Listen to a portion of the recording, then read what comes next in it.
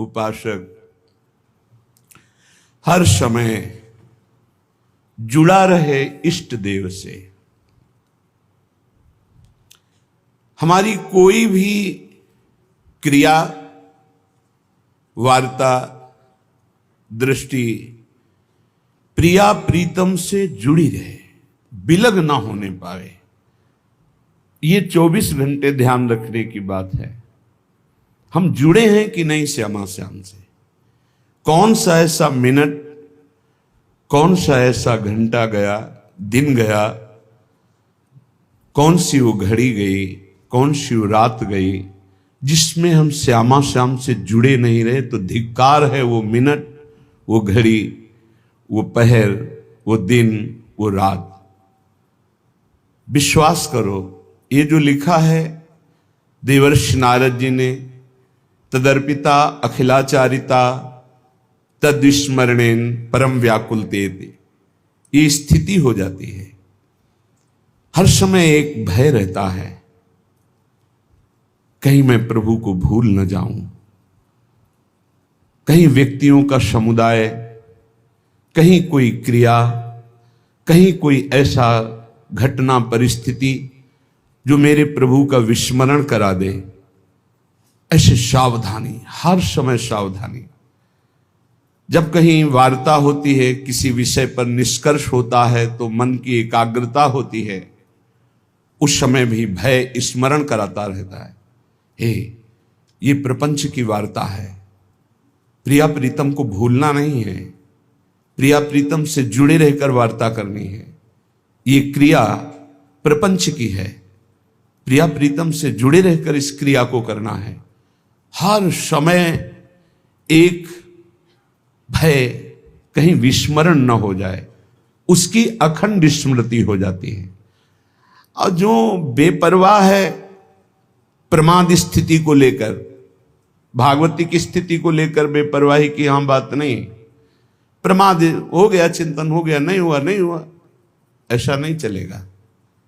तद विस्मरणेन परम व्याकुलते। अगर प्रभु का विस्मरण हो रहा है तो हम उस क्रिया का आदर नहीं करते, उस व्यक्ति का आदर नहीं करते, उस परिस्थिति का आदर नहीं करते, उस घटना का आदर नहीं करते, उस जीवन का आदर नहीं करते। जो हमारे प्रभु का विस्मरण करा दे, वो घटना, वो परिस्थिति, वो जीवन धिक्कार है। तब उपासना में रंग आता है। ये माया का एक मनोहर जाल है। मनोहर शब्द पर ध्यान दीजिए, जो हमारे अंदर आशाओं का क्रम बनाए रखता है। ये खाना है, ये पीना है, ये भोगना है, ये देखना है, ये सूंघना है, ये जानना है, ये पहचानना है, ये पाना है। ऐसे एक जाल बना हुआ है। उपासक इसी जाल को काट देता है और माया जाल मुक्त हो जाता है। यही माया जाल है जो दिखाई नहीं दे रहा है। यही माया जाल है, कामनाओं का माया जाल, इच्छाओं का माया जाल, वासनाओं का माया जाल। ये बाहर नहीं है, ये अंदर है। सिद्ध पुरुष से भी बाहर वैसी ही क्रियाएं देखी जाती हैं जो एक साधारण शरीरधारी से होती।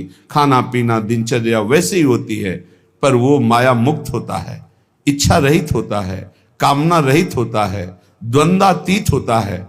और साधारण मनुष्य इच्छा और कामना से बंधा हुआ द्वंद्वों में पिसता रहता है। उपासना उपास्य देव की स्मृति का नाम है।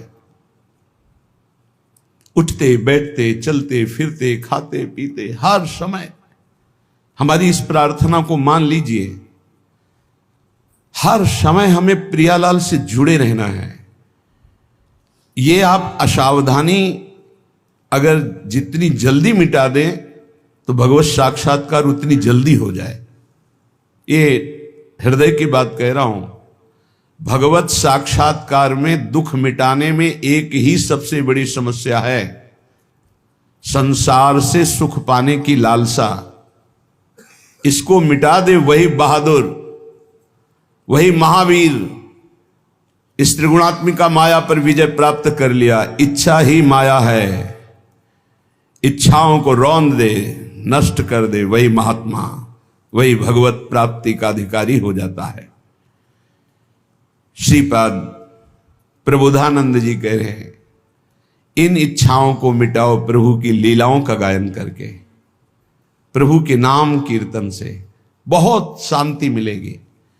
आप राधा नाम जप करके देखिए, आप राधा नाम का कीर्तन करके देखिए, आप राधा नाम का ध्यान करके देखिए, आपको तत्काल शांति मिलेगी।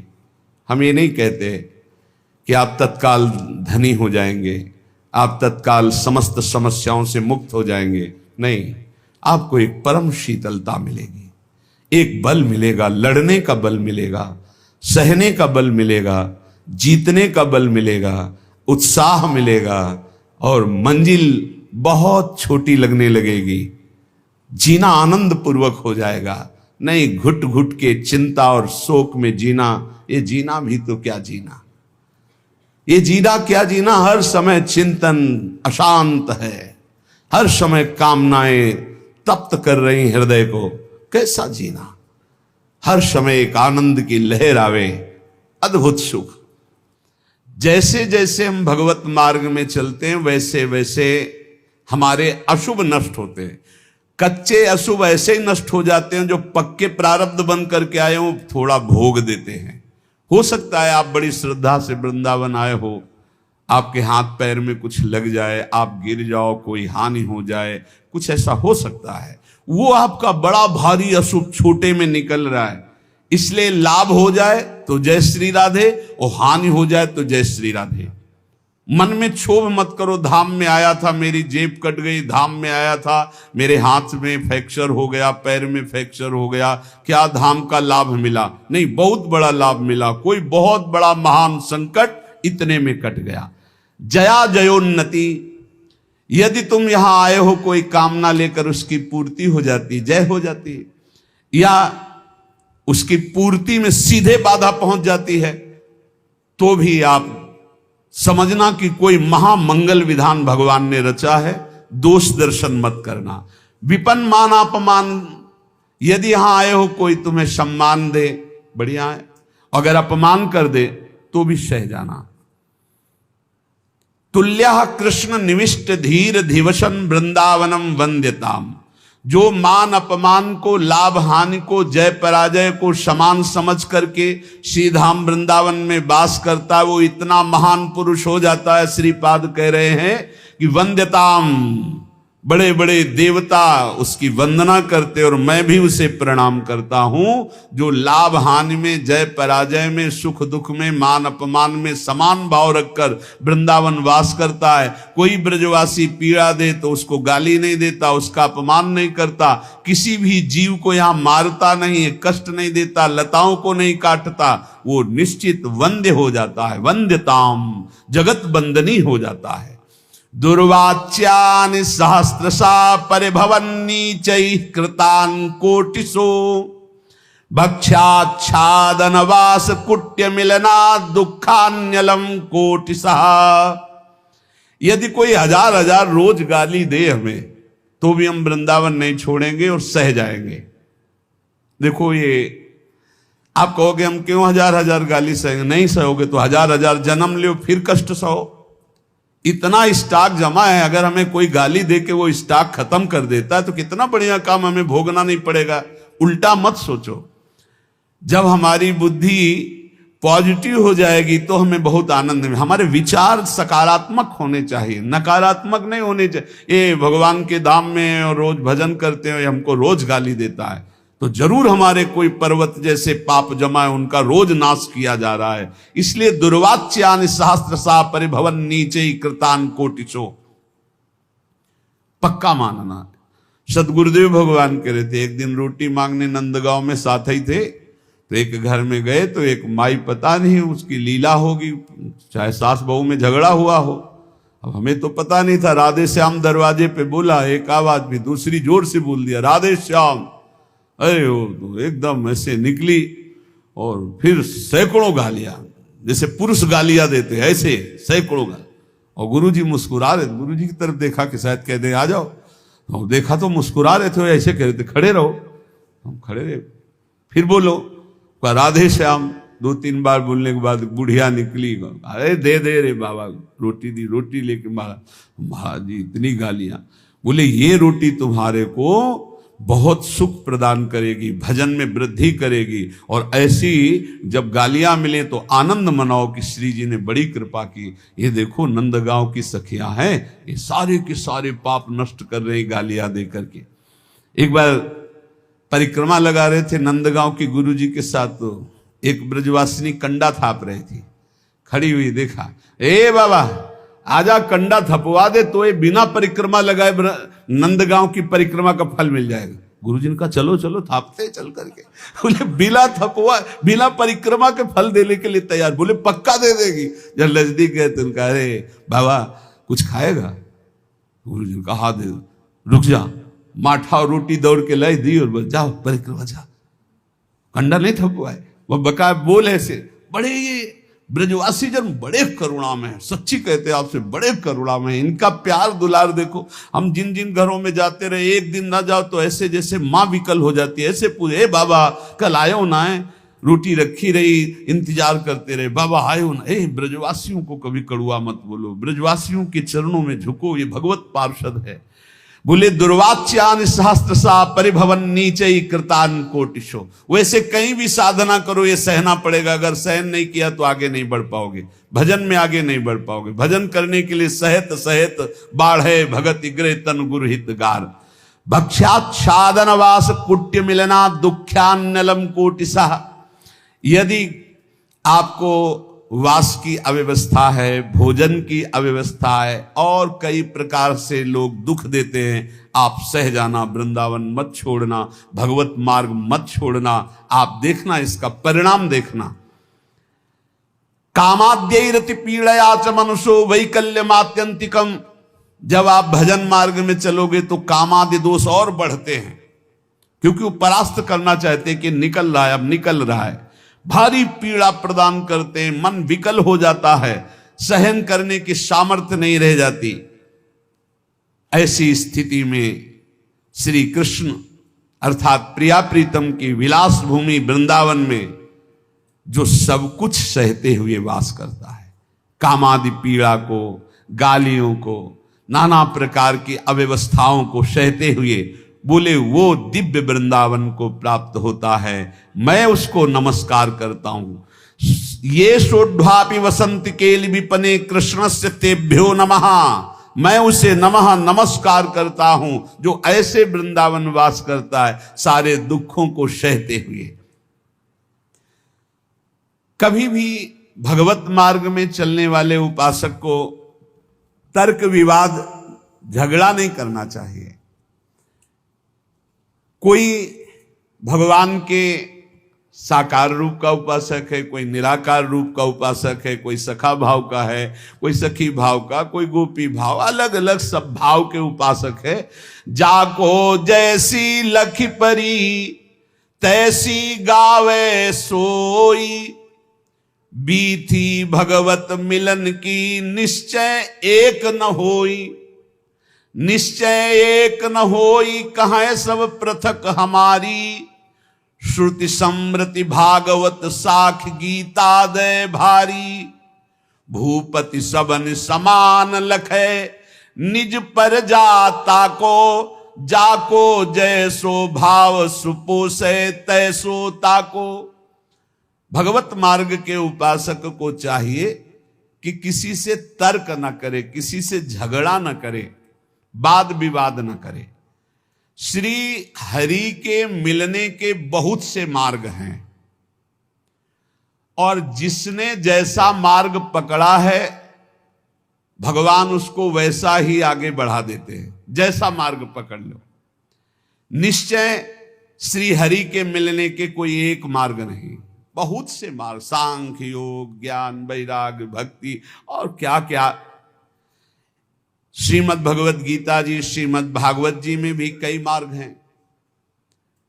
अपने अपने मार्ग में यदि दृढ़ता पूर्वक चलो तो सबको अवगाहन करने को एक ही परमात्मा मिलता है। परमात्मा 2 4 10 नहीं होते, मार्ग हजारों हैं।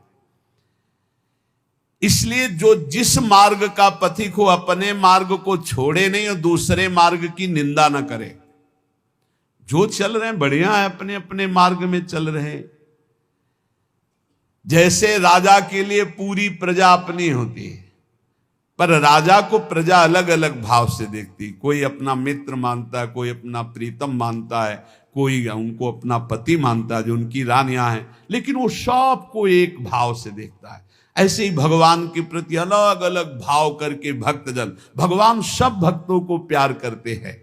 उत्तम भागवत वही है जो अपनी भावना का पोषण अपने गुरुदेव द्वारा दी हुई उपासना से करता और किसी की निंदा नहीं करता, किसी का अपमान नहीं करता।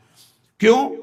क्योंकि जो जैसा वर्णन करता है, वो निराकार है, वो साकार है, वो ऐसा है, पर वो जैसा है वैसा पूर्ण जिसको अनुभव में आया वो कोई बिलक ज्ञानी होता है। बोले जो झगड़ा करते हैं कि परमात्मा ऐसा नहीं ऐसा है, परमात्मा ऐसा नहीं ऐसा है, बोले वो एक अंधे जैसा। हाथी देखो आंधरन निज मन के अनुमान, कान पूंछ पद पीठ गई कर्यो सबन परमान। कर्यो सबन परमान बिटौरा सूप पाट तर, झगरे संत महंत निगम आगम पुराण बर। भगवत रसिक अनन्य दृष्टिवर कीजय साथी, जिन देखे गुण रूप अंग ही में हरि हाथी। बोले एक बार कई अंधे खड़े थे, उन्होंने कहा कि ये हाथी कैसा? तो किसी के सामने कान आया, कान ऐसे देखा, किसी ने पूंछ पकड़ा, पूंछ देखा, किसी ने पैर, किसी ने पीठ, सब वर्णन करने लगे। किसी ने जब कान पकड़ा तो बोले हाथी सूप जैसा, किसी ने पीठ देखा तो बोले हाथी बिटौरा जैसा,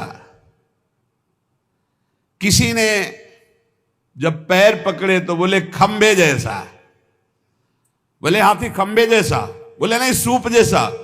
कोई पीठ पकड़े, कोई पूंछ पकड़े, अपनी अपनी वर्णन कर रहे हैं।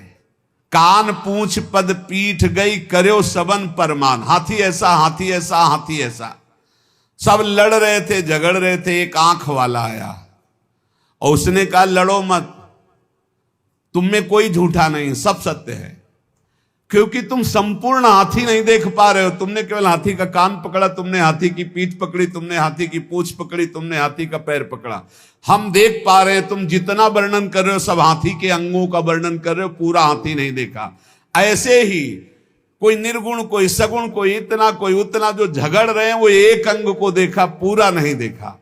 बोले जिन देखे गुण रूप अंग ही में हरि हाथी, वो कभी तर्क विवाद नहीं करते, वो कभी लड़ाई झगड़ा नहीं करते, वो कभी छोटा बड़ा, मेरी उपासना बड़ी तुम्हारी उपासना छोटी, ये सब नहीं। संपूर्ण उपासना है मेरे प्रभु की, लेकिन मेरे गुरुदेव ने मुझे जो उपासना दी मेरे लिए सर्वश्रेष्ठ है, और उस उपासना में तत्पर हो गए। जो संत महापुरुषों के वचनों का हृदय में मनन करता है तो भगवत प्राप्ति की जितनी बाधाएं वो सब नष्ट हो जाती है। जब साधक परम तत्व भगवान श्री हरि का विचार करके भजन साधन में लगता है, काम क्रोध लोभ मोह मद मत्सर इनसे अपने को बचाता है, तो उसके पास सिद्धियां आने लगती हैं। चरण दास जी महाराज कह रहे हैं, रिद्धि सिद्धि फल कछु न चाहूं, जगत कामना को नहीं लाऊं, और कामना मैं नहीं राखूं, रसना नाम तुम्हारो भाखूं। यदि भगवत प्राप्ति करनी है तो कोई मनचाही बात पूर्ण हो तो खुशी मत होना। प्रभु से प्रार्थना करना कि मेरी मनचाही ना हो, आपकी मनचाही हो। कहीं ऐसा ना हो कि हम कोई चाहत करके अपनी भजन की जो सामर्थ्य है वो अपनी कामनाओं में खो दे। इसके बाद जब निष्कामता बढ़ने लगती तब सिद्धियां आती हैं। कोई भी सिद्धि, कोई भी चमत्कार होने लगे तो गुप्त हो जाए, उसको प्रकाशित न करे, कभी जानने न दे और कभी प्रयोग न करे किसी सिद्धि का, नहीं तो भगवत मार्ग में बाधा खड़ी हो जाएगी, भगवत प्राप्ति नहीं होगी। 84 लाख योनियों में बहुत दुख पाया, आज छूटने का अवसर आया तो सिद्धियां आकर के फिर फांस रही है। 84 में बहु दुख पायो, ताते शरण तिहारी आयो। मुक्त होन की मन में आवे, आवागमन सो जीव डरावे। तो रिद्धि सिद्धि फल कछु न चाहे। यदि आवागमन से मुक्त होना है, भगवत प्राप्ति करना है, तो रिद्धि सिद्धि भी स्वीकार न की जाए। प्रेम प्रीति में हृदय भींजे, यही दान दाता मोहि दीजे। हे प्रियालाल, आपके प्रेम में मेरा हृदय डूब जाए, यही मुझे चाहिए। मुझे रिद्धियां सिद्धियां नहीं चाहिए। अपना कीजे गहिए बाही, धरिए सिर पर हाथ गोसाई। हे स्वामी, हाथ पकड़ करके आप ये स्वीकार करें कि तू मेरा है और अपना कर कमल हमारे माथे पर रख दीजिए। चरण दास को लेहु उबारे, मैं आया तुम सेवन हारे। हे नाथ, मैं आपकी शरण में हूं, आप मेरा पालन पोषण करने वाले हैं। चरणदास जी कह रहे हैं, इस नगरी में, माया नगरी में बहुत सावधान। अगर यहां भजन कर ले गए तो तुम्हारा जन्म लेना सार्थक हो गया, और अगर भजन नहीं किए तो यहीं फंस जाओगे, फिर बार बार योनियों में बार बार जन्मना मरना पड़ेगा। भक्त जो आवे जगत में परमार्थ के हेत, आप तरे तारे परा मंडे भजन के खेत। जब भक्त यहां जन्मता है तो आप भी तरता, हजारों लाखों को अपने साथ भगवत प्राप्ति कराता है। तप के बरस हजार हो, सत्संगत घड़ी एक। कितनी बड़ी बात करे, तो भी सरवरी ना करे, सुखदेव किया विवेक। चरणदास जी कह रहे, श्री सुखदेव जी महाराज ने ऐसा कहा है, 1000 वर्ष तपस्या करने का जो फल है, वो एक घड़ी भगवत प्रेमी महात्मा के साथ बिता ली जाए तो उसकी बराबरी नहीं हो सकती। तो भी सरवरी ना करे, सुखदेव कियो विवेक। क्यों? क्योंकि साधु संग से तत्काल भगवत प्राप्ति की इच्छा प्रकट होती है। इंद्री मन के बस करे, मन करे बुद्धि के संग। लेकिन साधु संग बुद्धि राखे, हरिपद जहां लाग्यो ध्यान अभंग। इंद्रियों ने मन को अधीन कर लिया, मन ने बुद्धि को अधीन कर लिया। अब जो विषय के प्रति इंद्रियां खिंचती, मन उनके साथ खिंचा, बुद्धि खिंची, भ्रष्ट हो रहा है जीव। लेकिन साधु संग करने वाले का क्या हुआ? बुद्धि शुद्ध हो गई, तो मन को अधीन कर लिया, इंद्रियों को गलत आचरणों से हटा लिया और भगवान के मार्ग में चल पड़े। बोले हजारों वर्ष तपस्या का जो फल है वो समानता नहीं कर सकता साधु संग, क्योंकि क्षण मात्र के संग से जीवन का परिवर्तन हो गया। इसलिए साधु संग से जितना लाभ मिलता और किसी साधन से लाभ नहीं मिलता। तो जब कभी साधु संग मिले तो मीठा वचन उचारिया, नवता सब सु बोल। हृदय माहि विचारी के, तब मुख बाहर खोल। सदैव नम्र वचन बोलो, शीश झुकाकर बोलो, हृदय में वाणी विचार करके बोलो। कहीं ऐसे कोई शब्द ना हो कि संतों का हृदय दुख जाए। जब बोले तो हरि कथा, मौन गहे तो ध्यान। चरणदास ये धारणा, धारे सो सज्ञान। जब वाणी से बोले तो भगवत चर्चा, जब मौन रहे तो नाम जप करते हुए भगवान ध्यान, ऐसा जो करता है वो निश्चित भव समुद्र से पार हो जाता है। हे भाई, हमारे राम भक्ति धन भारी। चरणदास जी महाराज कह रहे हैं, राजा न डांडे, चोर न चोरे, लूट सके नहीं धारी। हमारे राम भक्ति धन भारी। प्रभु पैसा और नाम रुपया, मुहर मोहब्बत हरि की, यह हमारा धन। बोले हम बहुत बड़े धनी हो गए, हमारे पास नाम भगवान का जो विराजमान है ये सबसे बड़ा रुपया है। और जो प्रभु के विविध नाम हैं, गुरु प्रदत्त नाम रुपया और प्रभु के नाम पैसा। काम बनता है गुरु प्रदत्त नाम से भगवत प्राप्ति, वो रुपया है। और मुहरें क्या है? जो इष्ट दिया है गुरुदेव ने उनसे मोहब्बत, प्यार। ये हमारे राम भक्ति धन भारी। इसे कोई राजा कर रूप में इससे नहीं ले सकता, कोई चोर नहीं चुरा सकता, कोई शस्त्रधारी छीन नहीं सकता। प्रभु पैसा और नाम रुपया, मुहर मोहब्बत हर की, हीरा ज्ञान जुगत के मोती, कहा कमी संपत्ति की। ये जर्मन संपत्ति। बोले हम तो बहुत बड़े धनी हैं। भगवान के विविध नामों का कीर्तन पैसा है। गुरु प्रदत्त जो नाम है वो रुपया है, और गुरु प्रदत्त इष्ट से जो प्यार है वो मोहरे हैं, और जो गुरु ने ज्ञान दिया वो हीरा है, और जो माया काम क्रोध से लड़ने की युक्ति दी, बताई कि ऐसे बचा जाता है, बोले ये मोती है।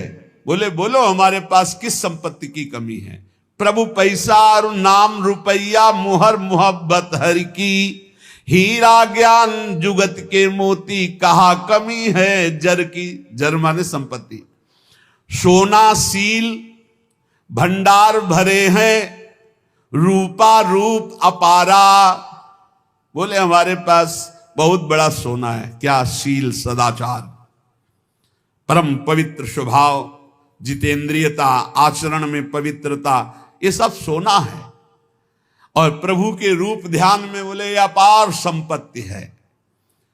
ऐसी दौलत सदगुरु दीनी, जाका सकल पसारा। मेरे सदगुरुदेव भगवान ने मुझे धनी बना दिया, ऐसी संपत्ति दी।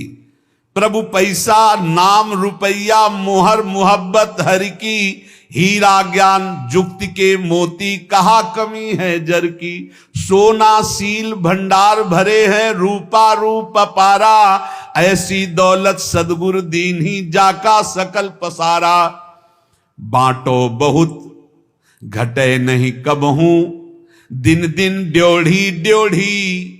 इस संपत्ति का एक और है, जितना बांटे उतना ही बढ़ती है।